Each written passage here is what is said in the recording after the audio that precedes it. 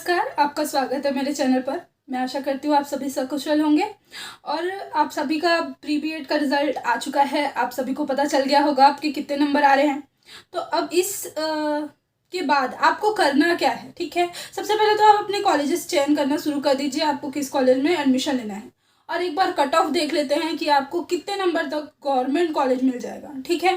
कितने नंबर तक आपको गवर्नमेंट कॉलेज मिल जाएगा, फर्स्ट काउंसलिंग में नहीं तो सेकेंड, थर्ड या फोर्थ काउंसलिंग तक आपको गवर्नमेंट कॉलेज में अगर सीट हुई तो आपको मिलेगा ही।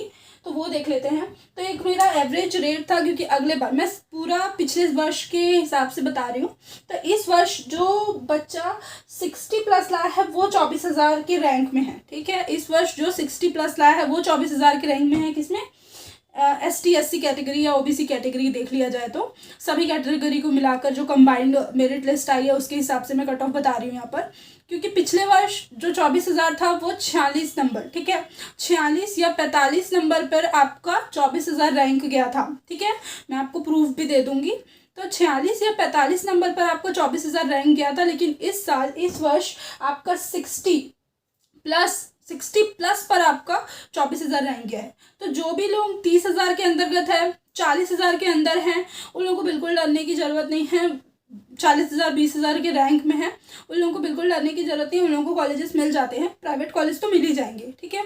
अब यहाँ पर हम गवर्नमेंट कॉलेज का कट ऑफ देख लेते हैं। तो अगर आप एक जनरल पुरुष है, ठीक है, जनरल मेल है, तो 81, ठीक है, 81 तक का कितना रैंक गया आपका? 350 आपका रैंक गया है 81 तक, जिसका भी आया है। क्योंकि इस बार नंबर ठीक है, 88 हाईएस्ट गया है वो ठीक है, लेकिन नंबर फ्रीक्वेंटली बहुत हैं सेम, बहुत सारे नंबर सेम हैं, इसीलिए कट ऑफ इतना हाई जाएगा। इस साल कट ऑफ सच में बहुत हाई जाएगा, क्योंकि नंबर बहुत सेम है। 80 ला रहे हैं तो 300-400 लोग एक जैसे 80 लाए हैं, ठीक है। एक समान नंबर बहुत ज़्यादा है। अगले बार ऐसा नहीं था, अगले बार 50 नंबर वाला बच्चा भी 3,000 के रैंक में आया था जनरल कैटेगरी में, और 46 को भी जनरल कैटेगरी में मिल गया था प्राइवेट कॉलेज 46 को। इस बार 46 सीधा 90,000 के रैंक में चले गए हैं, ठीक है। तो यहाँ पर अगर आप जनरल पुरुष हैं तो आपका 81 तक के नंबर पर आपको एक गवर्नमेंट कॉलेज मिल जाएगा, फर्स्ट नहीं तो सेकेंड या थर्ड काउंसलिंग तक आपको मिल जाएगा, ठीक है। अगर आप जनरल महिला हैं तो 80 से 78 नंबर तक आपको फर्स्ट काउंसलिंग में भी मिल जाएगा, या सेकेंड काउंसलिंग तक आपको मिलेगा, ठीक है। OBC अगर आप मेल हैं तो 80 से 76 नंबर तक आपको फर्स्ट या सेकेंड काउंसलिंग तक आपका नाम आ जाएगा, या फर्स्ट काउंसलिंग के सेकेंड लिस्ट तक आपका नाम आ जाएगा, ठीक है। OBC फीमेल है तो 76 से 70, ठीक है। ये कहाँ तक आ गया आपका रैंक? 1600 प्लस में रैंक में चल रहा है। कितना? 76 से 70। और अगले बार ये रैंक कितना था? 17-18।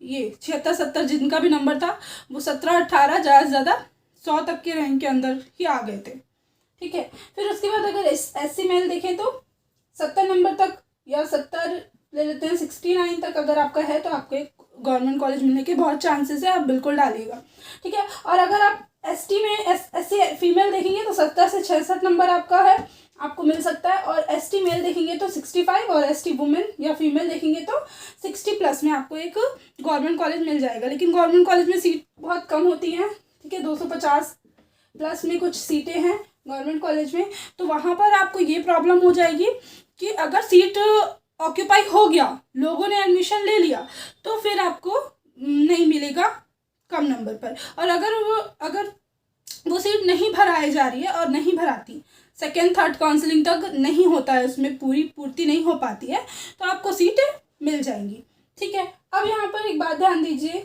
कि इतना नंबर तो आ रहा है आपका, लेकिन ये कोई गवर्नमेंट जॉब तो है नहीं कि इतने में ही आपको मिलेगा। ये तो सीटों की बात है, किसी ने एडमिशन नहीं लिया तो आपको कम नंबर में भी सीट मिल जाएगा, और किसी ने उस कॉलेज को नहीं चुना तो आपको मिल जाएगा। तो यहाँ पर बिल्कुल भी डरने वाली बात नहीं है। अगर आपके थोड़े नंबर कम भी है इतने नंबरों से, तो भी आपको एक गवर्नमेंट कॉलेज मिल सकता है, ठीक है। अब हम बात कर लेते हैं प्राइवेट कॉलेज की।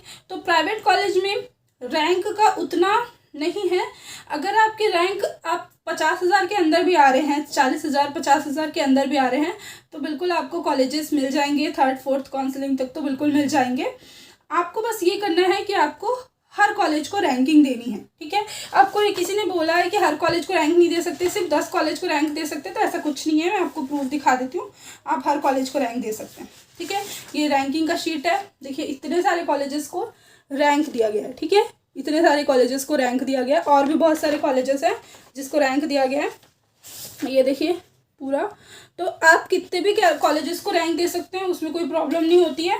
बाकी फर्स्ट में आप सभी चारों गवर्नमेंट कॉलेज को रैंक दीजिए, ये मेरा पर्सनल अनुभव है, क्योंकि आपके कम नंबर होने पर भी आपको गवर्नमेंट कॉलेज मिल जाता है, ठीक है। अब हम बात कर लेते हैं आपको अब कौन कौन से सर्टिफिकेट्स आपको एकदम तैयार रखने चाहिए, ठीक है। ये सर्टिफिकेट्स आपको एकदम तैयार रखने चाहिए, क्योंकि जब आपको काउंसलिंग में बुलाया जाएगा तो आपको 10 दिन का टाइम दिया जाएगा, और जो आपका पिछला कॉलेज होगा जिससे आपने ग्रेजुएशन किया है वहाँ पर भी आपको घुमा सकते हैं किसी भी डॉक्यूमेंट को लेने के लिए। जैसे कि आपका टीसी हो गया, सीसी हो गया, तो उन कॉलेजेस में भी एडमिशन चालू होते हैं, तो वो बिल्कुल घुमाते हैं आपको, तो वो प्रॉब्लम ना हो करके आप ये सब बिल्कुल रखिए। अपने 10th 12th ग्रेजुएशन की मार्कशीट रखिए आप, ठीक है। और प्लस आपने अगर पीजी किया हुआ है, पोस्ट ग्रेजुएट है आप, तो आप पोस्ट ग्रेजुएशन की भी रखिए, पीजी की भी, ठीक है। फिर उसके बाद आप अपना टीसी और सीसी अभी निकलवा लीजिए। अगर आपने निकलवा लिया है तो ठीक है, और नहीं निकलवाया है, आप फाइनल ईयर के छात्र हैं, अभी आपका रिजल्ट आया था, तो आप निकलवा लीजिए टीसी और सीसी, ठीक है। तो और फिर प्री बीएड का आपका रिजल्ट होगा, प्री बीएड का भी जो रिजल्ट है उसको प्रिंट आउट करवा लीजिए। बाद में वो व्यापम की साइट से हट जाता है, वैसे तो अब नहीं हटता, अब तो आपके प्रोफाइल में रहता है। तो प्री बीएड का रिजल्ट आप रखिए, ठीक है। फिर एक अलॉटमेंट लेटर मिलेगा आपको, तो वो तो आपको अभी नहीं मिलेगा, वो आपका हो जाए उसके बाद ही आपको इस प्रकार का अलॉटमेंट लेटर मिलेगा। आपको जो भी कॉलेज आपको मिलेगा उसका, तो वो आपको चाहिए रहेगा, तो एक अलॉटमेंट लेटर का आपको रखना पड़ेगा प्रति। वो तो आपको उस बात की बात है, वो तो आपको मिलेगा ही, वो आप रखेंगे ही।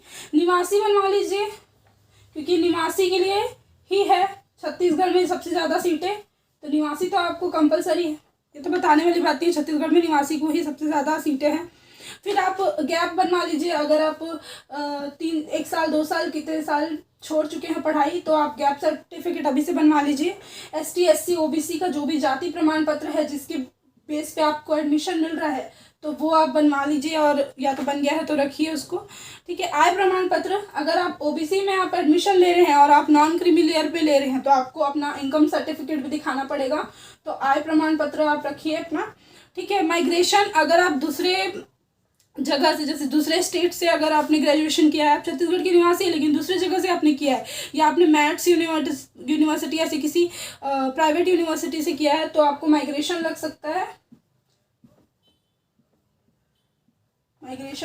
आपने दूसरे यूनिवर्सिटी से किया है तो, और दूसरी यूनिवर्सिटी। और आधार कार्ड, ठीक है, आधार कार्ड इतना आपको अभी रखना चाहिए, बिल्कुल तैयार रखना चाहिए, क्योंकि आपको ज़्यादा दिन नहीं मिलता, 10 से 12 दिन मिलता है आपको। अभी एक CRT की वेबसाइट में जाकर फॉर्म फिलअप करना पड़ेगा, और उसके बाद आपका अलॉटमेंट लेटर आपको उसके वो पूरा आपको शेड्यूल मिल जाएगा, अभी पूरा शेड्यूल आ जाएगा आपका बहुत जल्दी, अभी स्टार्ट हो जाएगा आपका काउंसलिंग।